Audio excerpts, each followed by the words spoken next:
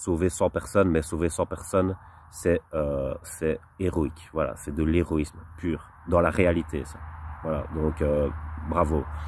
Alors, l'autre message, c'est si on vous ment, ne le prenez pas de manière aussi dure, parce que vous mentez aussi déjà, parce que vous-même avez des rêves et les autres aussi ont des rêves, c'est peut-être pas les mêmes que les vôtres, donc ça c'est une leçon à retenir aussi.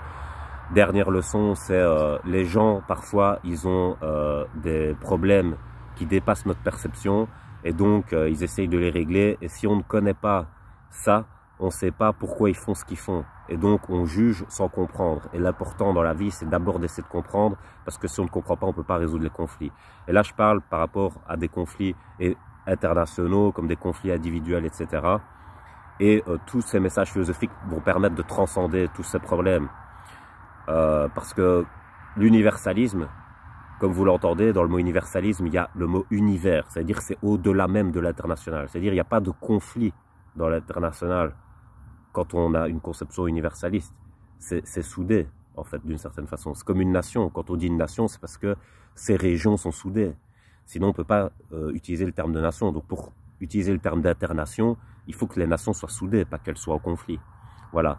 Et l'universalisme, c'est ça. C'est d'essayer de comprendre l'entièreté de l'univers au niveau de ses interactions et d'en avoir de plus en plus la maîtrise grâce à la compréhension, et donc d'éviter tout ce qui pourrait nous amener à des choses qu'on ne veut pas.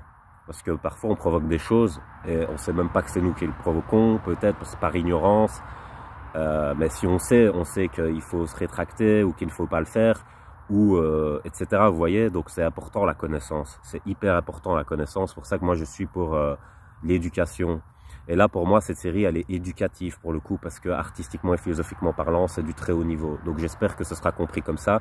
Ne regardez pas cette série au premier degré, s'il vous plaît.